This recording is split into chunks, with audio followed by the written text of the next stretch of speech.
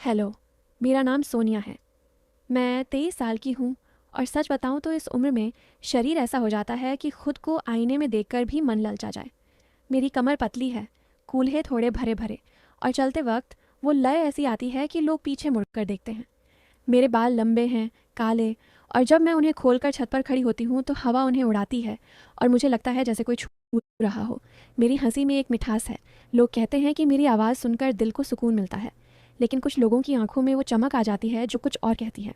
मैं गांव की हूँ। हमारा गांव है भोला नगर, जहाँ खेत हरे भरे रहते हैं और शामें लंबी होती हैं। मैं अपनी कहानी खुद सुना रही हूँ, जैसे कोई सहेली बैठकर घंटों बात कर रही हो।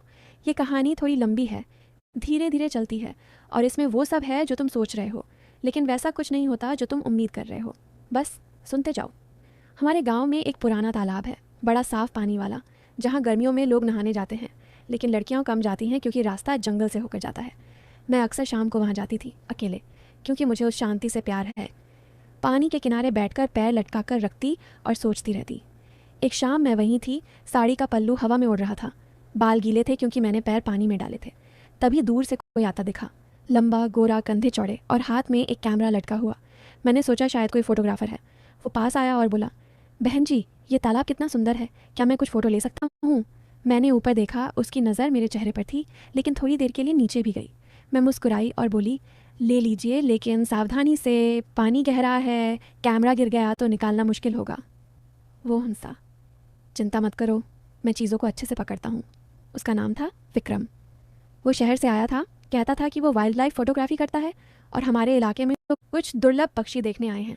लेकिन उसकी नज़रें पक्षियों से ज़्यादा मेरी तरफ रहती थीं। वो रोज़ शाम को तालाब पर आता और मैं भी होती। हम बातें करने लगे। वो फ़ोटो लेता रहता, कभी पेड़ों की, कभी पानी की लहरों की, और कभी कहता, सोनिया, तुम इस तालाब के साथ कितनी अच्छी लगती हो, जैसे तुम्हारा ही हिस्सा हो। मैं हंसती। हिस्सा तो सबका है, लेकिन ज़्यादा गहराई में जाना खतरनाक होता है। वो करीब आकर बैठता, बोला, गहराई ही तो मज़ा देती है, ऊपरी सतह पर क्या रखा है। मैं कुछ नहीं कहती, बस मुस्कुरा देती।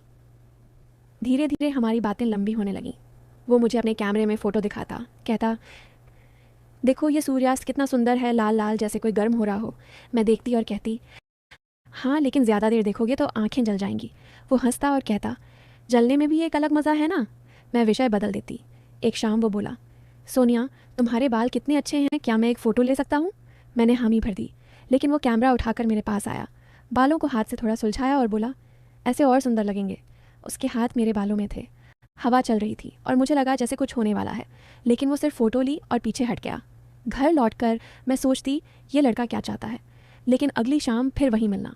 अब वो मुझे अपने शहर की बातें बताता, कहता कि वहाँ रातें कितनी रंगीन होती हैं, लाइटें चमकती हैं, लोग देर तक जागते हैं। मैं कहती, हमारे यहाँ भी रातें लंबी होती हैं, लेकिन अंधेरा गहरा होता है। वो बोला, अंधेरे में ही तो असली मज़ा है, जब कुछ दिखता नहीं तो छूकर महसूस करना पड़ता है। मैं चुप हो जाती। एक दिन वो तालाब के पास एक छोटी सी नाव लेकर आया, बोला, चलो बीच तालाब तक चलते हैं, वहाँ से फ़ोटो अच्छी आएगी। मैं डर गई थोड़ी, लेकिन चली गई। नाव पर हम बैठे। वो चप्पू मार रहा था और पानी की लहरें नाव को हिला रही थीं। मैंने साड़ी अच्छे से संभाली क्योंकि हवा तेज़ थी। वो बोला, डरो मत, मैं संभाल लूँगा। नाव बीच में रुकी, चारों तरफ पानी, और वो कैमरा निकालकर फ़ोटो लेने लगा। तभी एक तेज़ लहर आई, नाव हिली और मैं उसकी तरफ झुक गई। उसने मुझे हाथ से पकड़ा, बोला, संभल जाओ, गिर जाओगी। उसका हाथ मेरी कमर पर था। गर्मी सी महसूस हुई, लेकिन मैंने खुद को संभाला और बोली, बस अब वापस चलो। वो मुस्कुराया, जल्दी क्या है, थोड़ा और मज़ा लें। उसके बाद हमारी मुलाकातें और करीब होने लगीं। वो कभी मेरे घर के पास आता, माँ से मिलता, कहता कि सोनिया मुझे गांव घुमा रही है। माँ खुश होती, लेकिन मुझे चेताती, शहर वाले चालाक होते हैं, दूर रहना। लेकिन मैं जाती रही। एक शाम तालाब पर बारिश शुरू हो गई, हल्की हल्की। हम एक पेड़ के नीचे खड़े हो गए। मेरी साड़ी गीली हो रही थी, चिपक रही थी शरीर से। वो मेरी तरफ देख रहा था, बोला, सोनिया, तुम गीली लग रही हो, कितनी सुंदर। मैंने शर्माते हुए कहा, चलो घर चलते हैं। लेकिन वो बोला, थोड़ी देर और रुकें, बारिश का मज़ा लें। पानी की बूंदें मेरे चेहरे पर गिर रही थीं और वो एक बूंद को मेरे गाल से पोंछने को हाथ बढ़ाया, लेकिन मैं पीछे हट गई। बारिश रुकने तक हम वहीं खड़े रहे, बातें करते रहे, लेकिन बस बातें। फिर दिन बीतते गए। वो मुझे अपने कैमरे की ओर फ़ोटो दिखाता, कभी कभी कहता, ये फ़ोटो में तुम कितनी सुंदर लग रही हो। मैं डांटती, ऐसी बात मत करो, लेकिन वो हंसता। एक दिन वो बोला, सोनिया, मैं तुम्हारे साथ एक जगह चलना चाहता हूँ। जंगल के अंदर एक छोटा सा झरना है, वहाँ कोई नहीं जाता। मुझे लगा मज़ा आएगा। चली गई। रास्ता तंग था, झाड़ियाँ थीं, कभी कभी उसका हाथ मेरे हाथ से छू जाता संभलते वक्त। झरना बहुत सुंदर था, पानी ऊपर से गिर रहा था। वो बोला, चलो नीचे जाकर खड़े हों, पानी की बौछारें लगेंगी। हम गए। पानी ठंडा था, मुझे सिहरन हो रही थी। वो मेरे पास खड़ा था, बोला, कितना ठंडा है, लेकिन पास आओ तो गर्मी मिलेगी। मैं हंस पड़ी, लेकिन दूर रही। हम वहाँ घंटों बैठे, फ़ोटो लीं, बातें की, लेकिन बस इतना।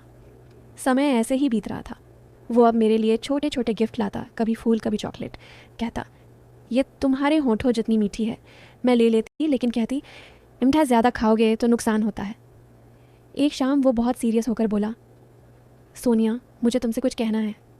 मेरा दिल ज़ोरों से धड़कने लगा अब वो बात कहेगा जो मैं सोच रही हूँ। हम तालाब के किनारे बैठे थे, चाँद निकला हुआ था, पानी में चांदनी चमक रही थी। वो मेरे पास सरका, बोला, तुम्हारे साथ ये दिन कितने अच्छे बीते, लेकिन अब मुझे जाना है। मैं चौंकी। कहाँ?